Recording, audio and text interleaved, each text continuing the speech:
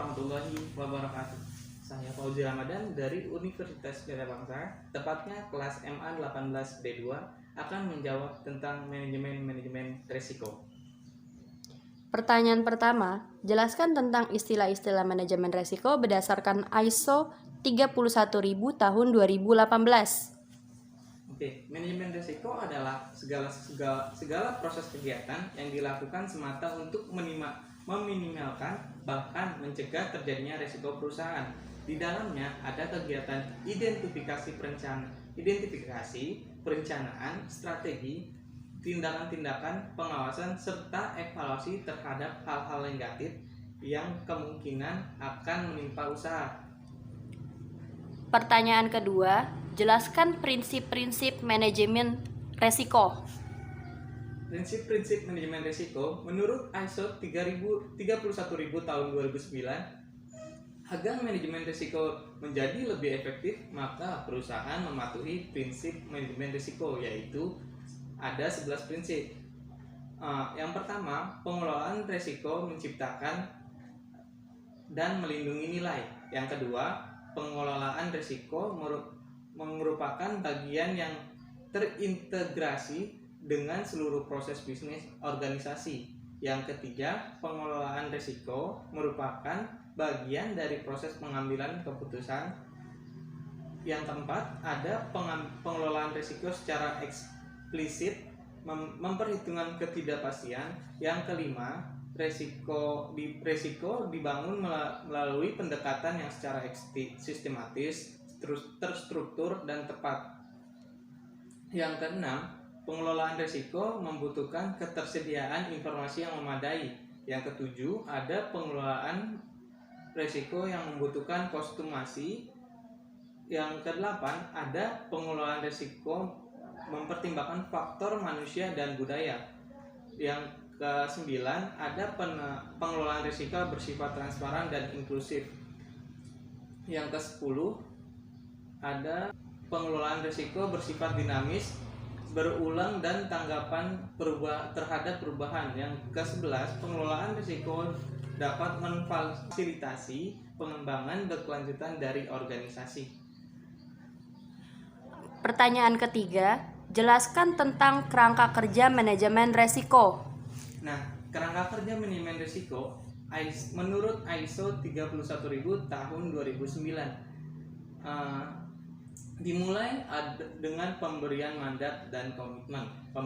Pemberian mandat dan komitmen ini merupakan hal yang sangat penting karena menentukan akuntabilitas kewenangan, dan kapasitas perilaku manajemen risiko.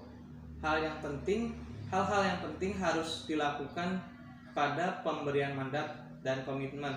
Selanjutnya ada design of framework for managing risk. Nah, ini ada pemahaman risiko dan konteksnya penetapan kebijakan, akuntabilitas. Nah, setelah design of framework for managing risk ini, kerangka ISO 31000 tahun 2009 dilanjutkan dengan kerangka implementasi.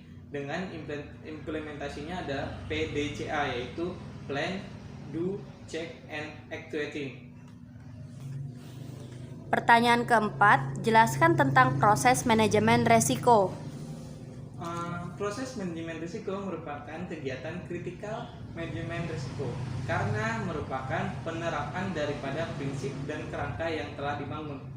Proses manajemen risiko terdiri dari 3 proses besar, yaitu penetapan konteks, establishing the context. Penetapan ini bertujuan untuk mengidentifikasi dan mengungkapkan sasaran organisasi lingkungan di mana sasaran hendak dicapai, stakeholder yang berkepentingan, dan keberagaman kriteria risiko di mana hal-hal ini membantu mengungkapkan dan menilai sifat-sifat kompleksitas dari risiko. Nah, yang kedua ada penilaian risiko, risk assessment.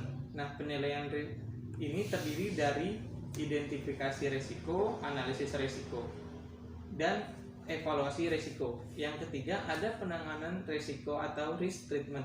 Dalam menghadapi risk treatment ini ada 4 penanganan yang dilakukan oleh organisasi. Nah, yang pertama ada menghindari resiko, yang kedua ada mitigasi resiko, ketiga transfer resiko kepada pihak ketiga, yang keempat ada menerima resiko atau risk acceptance. Ketiga proses besar ini didampingi oleh 2 proses, yaitu ada komunikasi dan konsultasi. Nah, komunikasi dan konsultasi ini hal yang sangat penting dalam prinsip manajemen risiko yang ke-9, menuntut manajemen risiko yang transparan dan inklusif, di mana manajemen risiko harus dilakukan oleh seluruh bagian organisasi dan memperhitungkan kepentingan dari seluruh stakeholder organisasi. Yang kedua, monitoring dan review. Pertanyaan kelima, jelaskan tentang asesmen resiko.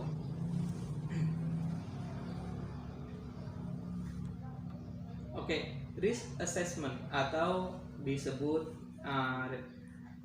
penilaian risiko. Penilaian risiko adalah metode yang sistematis untuk menentukan apakah suatu organisasi memiliki risiko yang dapat diterima atau tidak. Penilaian risiko merupakan inti dari setiap audit, di mana kebanyakan audit yang dilakukan saat ini menerapkan risk-based audit. Penilaian dari risiko itu sendiri menjadi dasar dari prosedur-prosedur yang dilakukan dalam audit. Begitu pentingnya penilaian risiko ini, sehingga penilaian ini diatur dalam standar audit SE 315. Pertanyaan keenam, jelaskan tentang mitigasi resiko. Oke, mitigasi resiko merupakan pengambilan langkah-langkah untuk mengurangi kerugian yang dapat ditimbulkan dari dampak atas resiko karena wujud resiko belum diketahui secara jelas, maka perlu adanya pengelolaan resiko secara baik dan benar agar tidak terdampak pada kelangsungan proses bisnis utama. Pertanyaan terakhir, jelaskan tentang penerapan perizinan berusaha berbasis resiko pada Undang-Undang Nomor 11 Tahun 2020 tentang Cipta Kerja. Kontroversi yang ditimbulkan oleh Omnibus Law Cipta Kerja belum kunjung reda.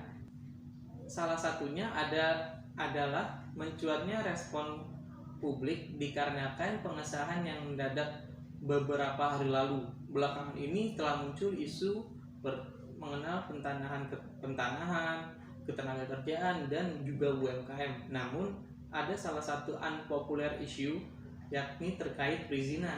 Nah, ini bagus banget nih, perubahan mendasar perizinan yang dirancang melalui undang-undang ini.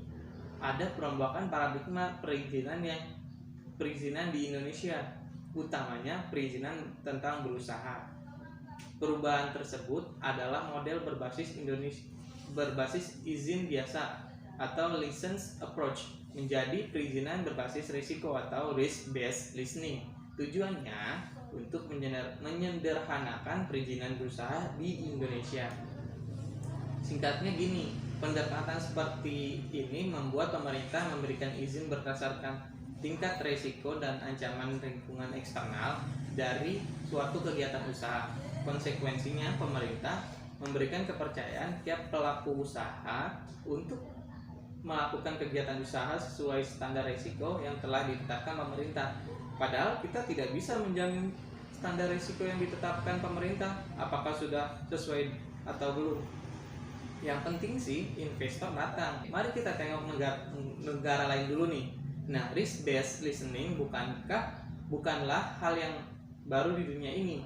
Inggris menetapkan model ini dengan menyertakan sebuah risk assessment terhadap suatu usaha. Hal ini dinyatakan oleh Philip Hampton dalam laporannya pada tahun 2005 yang berjudul Reducing Administrative Burdens, Effective Inspection and Enforcement. Untuk menilai dan melakukan assessment tersebut terdapat lembaga The Financial Service Authority yang nantinya melakukan sebuah inspeksi. on-site visit terhadap kegiatan usaha. Oke, baik, terima kasih. Itu saja pertanyaan-pertanyaan dari saya. Oke, terima kasih. Saya Fauzi Ramadan, pamit undur diri. Salam persatuan.